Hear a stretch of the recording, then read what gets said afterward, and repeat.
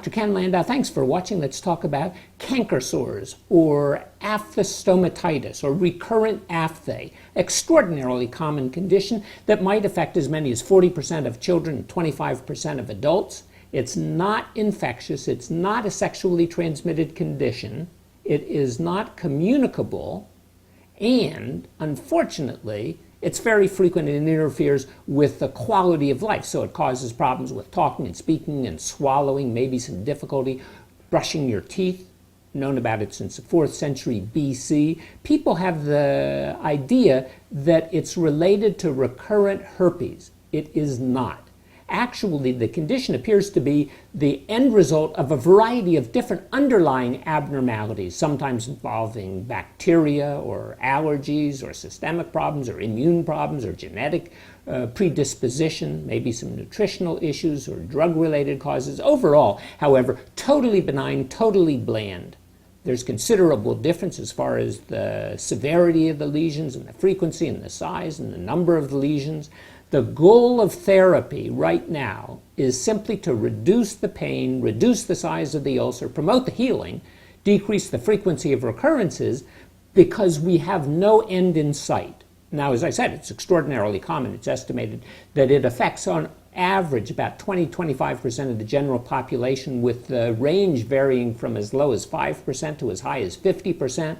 Much more common in children than in adults. If a child has one or both parents who have recurrent aphthous stomatitis or canker sores, child's chance is about 90% that he or she will suffer from the condition.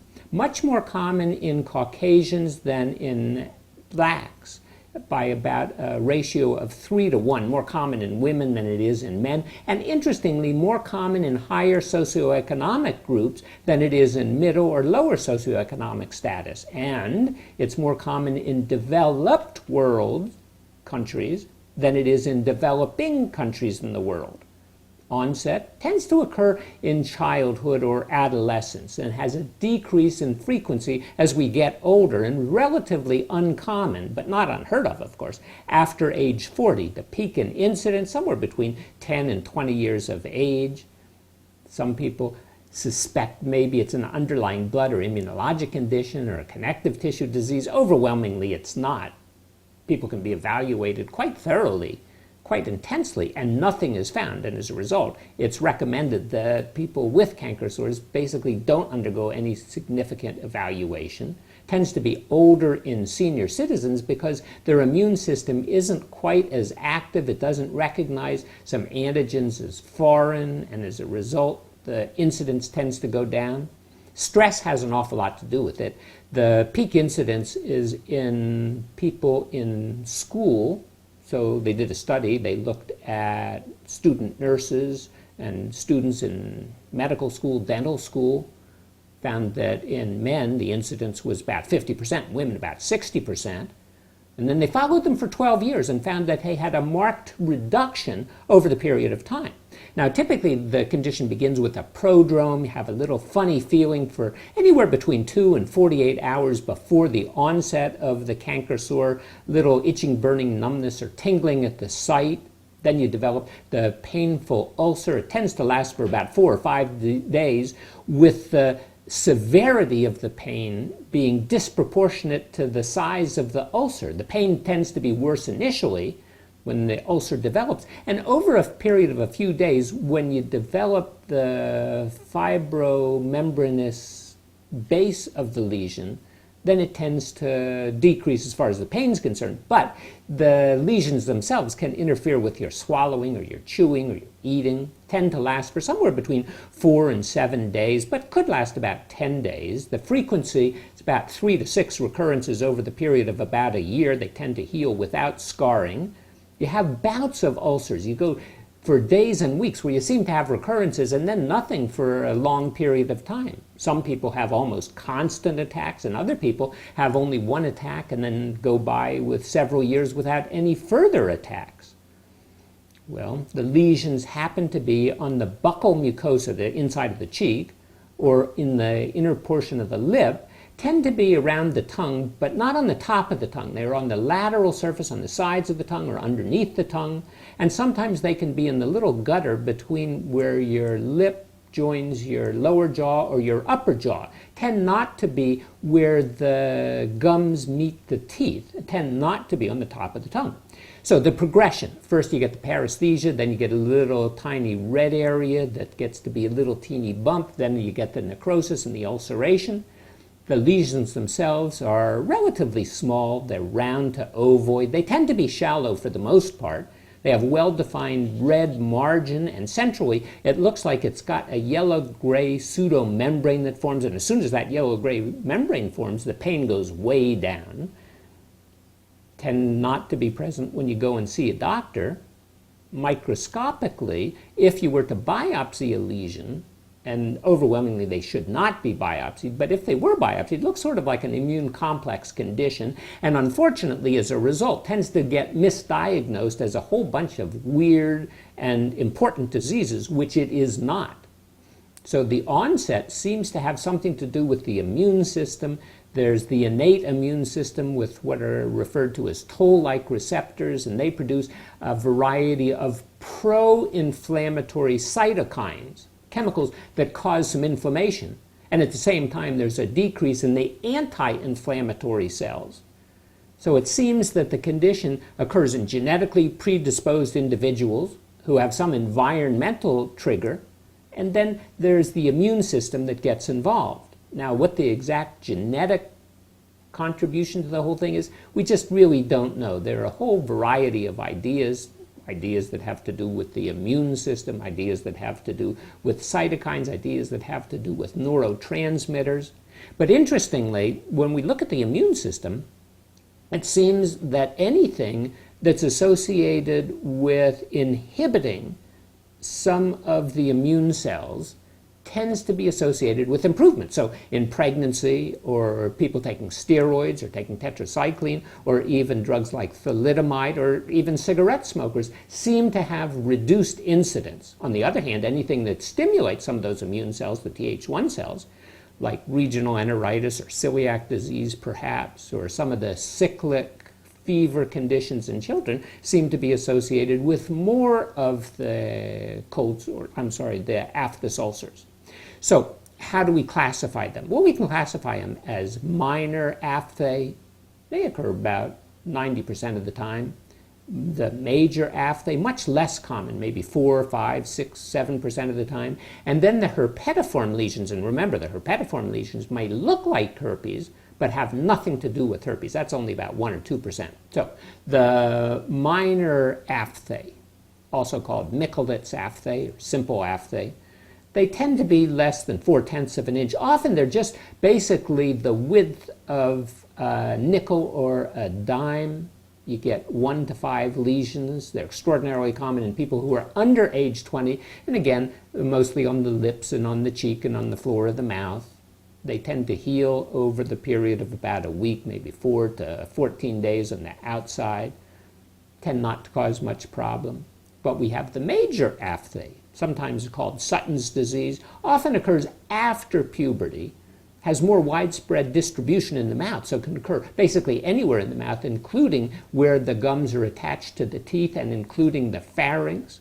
Lesions can be larger. They can be greater than 4/10 of an inch in diameter, and they tend to be deeper, and they tend to persist for a longer period of time, maybe weeks to months. Lesions number anywhere up to about 10, and they can heal with scarring, and they can lead to some distortion of the oral and the pharyngeal mucous membranes, sometimes associated with fever, and they tend to be quite painful and recurrent for periods of several decades. Now, on the other hand, we have the herpetiform lesions. The herpetiform lesions are much fewer in incidence, maybe only about 1 to 2% of the lesions. Again, they tend to be relatively small, often no more than a millimeter or pinpoint in size, but tend to be about 2 to 3 millimeters. They tend to be in groups, and the groups can coalesce, so you can get a relatively large lesion inside the gums. Has nothing to do with the herpes simplex. The term herpetiform just simply means the grouped appearance. They tend to be more frequent in women and come on at a later age, after age 20. Now, they come on in groups of anywhere between about 10 and 100 lesions. They heal in less than a week, heal without any scarring, but they can be more frequent as far as the recurrences are concerned. So sometimes, instead of classifying them as either minor or major or herpetiform, some people have the idea that we should classify them as a primary immunodysregulatory state, or another one would be altered mucosal surfaces. The mucosal barrier is different. It's thinner rather than thicker.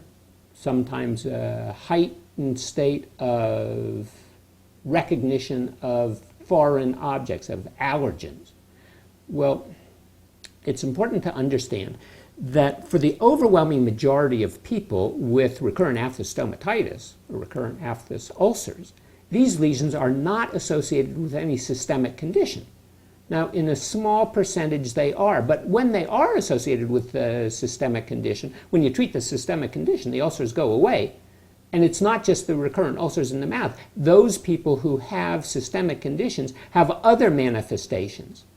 So what are the causative factors? Well, the causative factors are an enormous number of triggers. And the triggers can have to do with local problems like trauma in those people who are genetically susceptible, trauma from toothbrushing or flossing or chewing hard or crunchy objects like nuts and potato chips and pretzels, people who chew gum and bite their cheek, people who just have a habit of biting their cheek, people who have dental problems or malocclusion. Even the injection of local anesthetic can trigger the problem. The concept of allergy or microbial factors or nutritional factors or immune problems or stress or hormones all has to be considered. So when you talk about allergy, well, there's no definitive evidence that it's related to an allergy. And as a matter of fact, elimination diets don't show any special benefits. So overwhelmingly, you're not allergic to your toothpaste or your mouthwash or your food coloring or nuts or eggs or anything like that. Some people believe that it's an ingredient in the toothpaste. Sodium lauryl sulfate has gotten a bad rap, but when people stop using the toothpaste with sodium lauryl sulfate, it doesn't seem to make any difference. Bacteria, there are over 700 different kinds of bacteria inside the mouth, and as far as we know, none of them are specifically related. Some people think it's a viral condition. Recurrent herpes simplex already been studied time after time after time. It's not. And shingles virus, varicella zoster virus, Epstein-Barr virus, cytomegalovirus, no, none of those. Some people get the idea that, well, maybe it's that bacteria that causes ulcers in the stomach, the Helicobacter pylori. It's certainly found in the mouth, but as frequently in the areas of involvement as areas of non-involvement. Doesn't seem to make any difference. Some people think it's a type of a strep. There's strep sanguinis. There's some possibility. Some people think that it's a decrease in the strep salivarius and an increase in the Actinomyces johnsoni, the ratio that makes a difference. Other people have ideas about other kind of bacteria. None of them have been proven. None of them have been shown to be at all important, and you can't change them anyway. Well, with HIV, you can get some ulcers inside the mouth, but that tends to be in people who are uncontrolled and people who have very low CD4 counts. Now, the idea about some kind of vitamin deficiency, zinc or iron or folate or thiamine or vitamin C or calcium, there's no evidence of this, no evidence that supplements make the condition go away. And remember, it tends to occur in a higher socioeconomic group and not so much in the developing countries where nutritional deficiencies are really common. Some people suggest here in America maybe 20% of the people suffering from a nutritional deficiency that might lead to canker sores. Pure nonsense.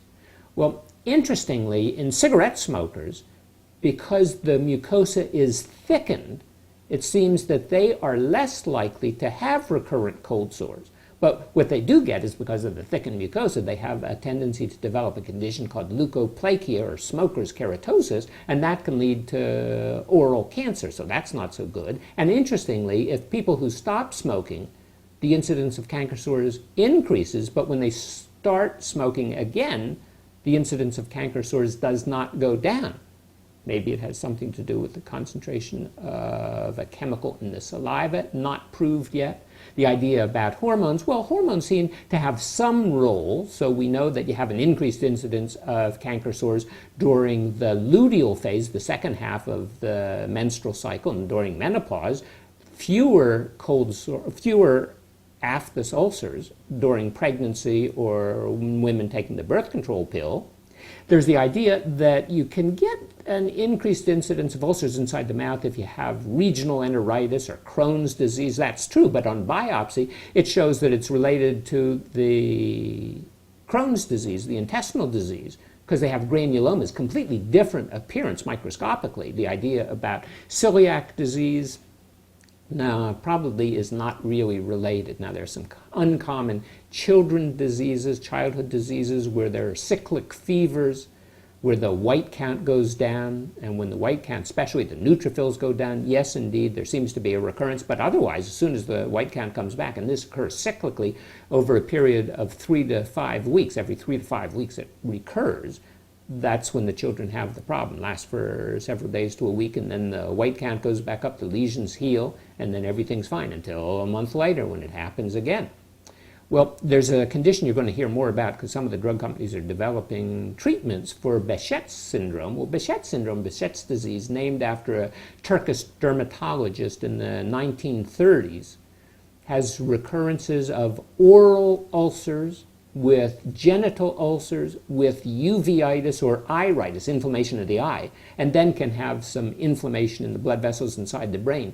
Very uncommon condition in people who are Western European or North American. It's more common in Mediterraneans and in Middle Easterners and in the Far Easterners. Well, hereditary. We've already said that there seems to be some sort of a genetic predisposition. We know it's more common in identical twins than in fraternal twins. We know that if you have a family history, the likelihood is going to be probably 90% you're going to have the condition. You're going to have it more frequently, more recurrences. But as far as isolating the exact genetic factor has not been done yet. Some people think it might have something to do with the serotonin metabolism or the nitric oxide synthase in the endothelial cells or some adhesion molecules, but no idea at the present time. Stress, absolutely stress, seems to have something to do with it. After all, the more you're stressed, the more cortisol you're going to make. A lot of people have changes in their body chemistry at the time of stress. That certainly seems to be an issue. We've already talked about the nursing students, dental students. Well, how about a medicine? Can medicines cause it? Probably overwhelmingly no. They can cause some ulcers in the mouth, and they can cause some other kind of lesions, but they don't cause canker sores or they don't cause recurrent aphthous stomatitis. Do you need a workup? No, you don't need a workup for the overwhelming majority of people. But as far as treatment is concerned, you don't want to do anything that's going to potentially harm you. We don't have any curative medicines at the present time. You want to avoid things that you think might make the condition worse. So if you happen to think some kind of a food makes it worse, avoid the food. Certainly when you have the ulcer, spicy foods and acidic foods into the open sore tend to increase the amount of pain. So obviously avoid them. Well, use a softer toothbrush, general brushing. Sometimes you can consider covering the ulcer with a chemical. You can buy Orabase without a prescription, or you can get some of the stomach ulcer treating medicines, heartburn medicines like Maalox or Pepto-Bismol or sucralfate in the suspension, not the tablet. And you can put that on the wound, put that on the lesion. Pain control with some benzocaine or some topical viscous xylocaine or even topical steroids, quite helpful sometimes. Put some Benadryl on a cotton ball, put that over the area, or maybe a solution of tetracycline or minocycline or doxycycline, use it in the same way.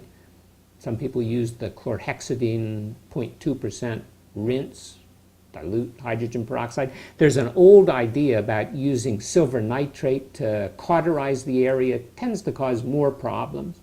The idea about taking vitamins, well, you can take some vitamins. They're certainly harmless for the overwhelming majority of people and totally worthless at the same time. So they don't seem to correct the problem. Lesions are going to heal in 4 to 7 days, whether you treat them or whether you don't treat them. You just want to minimize the pain, minimize the discomfort. The idea about taking a probiotic, it's been tried so many times, does not seem to work. Birth control pill might work if it seems to be related to hormones. And unfortunately, some doctors tend to do elaborate workups and prescribe all sorts of medicines that can be potentially harmful, that you definitely want to avoid. Remember, the goal is to decrease the pain, promote the healing, maybe decrease the frequency of recurrences without harming yourself.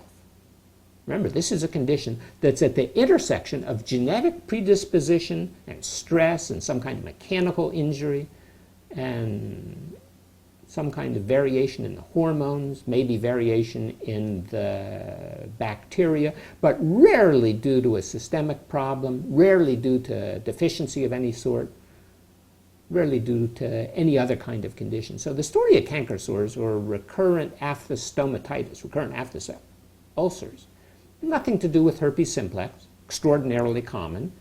It's not related to any internal condition in the overwhelming majority of people. So don't fall for any quick or guaranteed cures available on the internet, because really there aren't any. And unfortunately, the best advice we can give you is to avoid injury. So when you use your toothbrush, use it very gently. Control the pain with some topical over-the-counter remedies. And if that fails, well, then ask your doctor or your dentist to give you a prescription medicine that can help. And that prescription medicine is overwhelmingly going to be a topical anesthetic. Anyway, thanks for watching. If you enjoyed the show, please tell a friend. Consider subscribing so you'll be notified when we post new videos. Appreciate your interest. I'm Dr. Ken Landau.